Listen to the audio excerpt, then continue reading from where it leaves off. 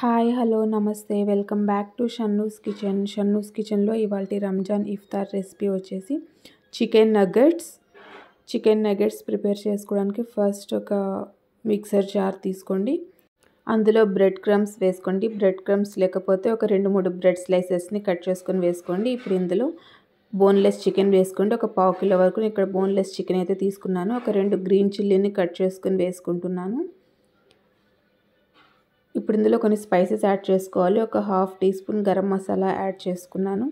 1/2 teaspoon dhania powder, 1/2 teaspoon jeera powder, 1/2 teaspoon chaat masala వేసుకున్నాను. చాట్ మసాలా లేకపోతే కనుక ఒక 1/2 లెమన్ పిండుకోండి. ఒక 1/4 టీ స్పూన్ పసుపు వేసుకున్నాను. రుచికి సరిపడా ఉప్పు వేసుకున్నాను. ఒక 1/2 టీ స్పూన్ వరకు కారం వేసుకున్నాను.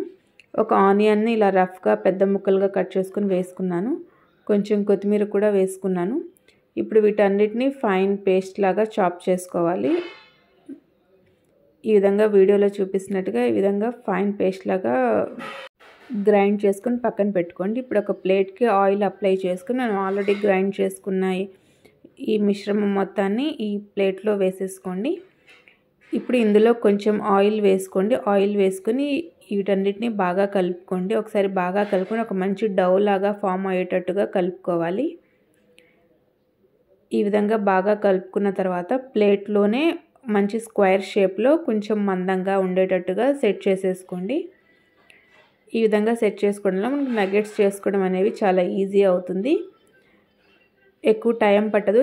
ఇదొక ఈజీ ప్రాసెస్. ఈ విధంగా వీడియోలో చూపిస్తున్నట్టుగా ఒక స్క్వేర్ షేప్ వచ్చేటట్టుగా సెట్ చేసేసుకోండి. కొంచెం మందం కూడా ఉండేటట్టుగా చూసుకోండి. ఇప్పుడు దీన్ని ఈ విధంగా చాకుతో స్క్వేర్ షేప్తో కట్ చేసుకోండి.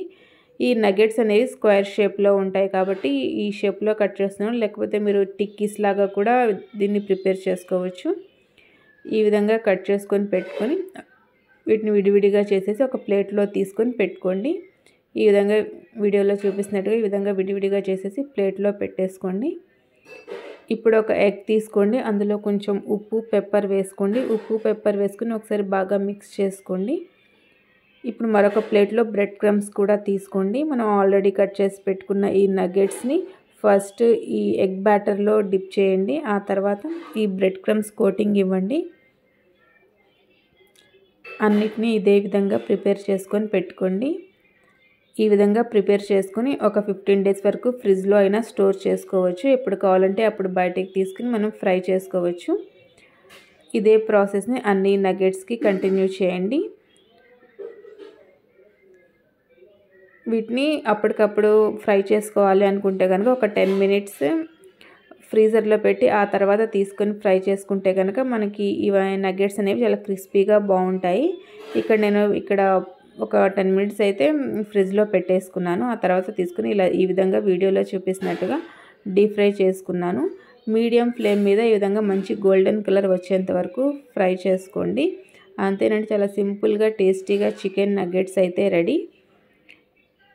ఇది ప్రాసెస్ కూడా చాలా ఈజీ. పిల్లలు కూడా చాలా ఇష్టంగా తింటారు. ఎక్కువ కష్టపడాల్సిన అవసరం ఏం లేదు. సో తప్పకుండా ఈ రెసిపీని అయితే ఒకసారి ట్రై చేయండి. ఇవాల్టి రంజాన్ ఇఫ్తార్ రెసిపీ చికెన్ నగెట్స్ మీకు నచ్చినట్టయితే షన్నూస్ కిచెన్ని లైక్ చేయండి, షేర్ చేయండి అండ్ సబ్స్క్రైబ్ చేయండి. పక్కనే ఉన్న బెల్ ఐకాన్ని క్లిక్ చేయండి. నేను పెట్టే ప్రతి నోటిఫికేషన్ మీ దాకా వస్తుంది. Thank you for watching.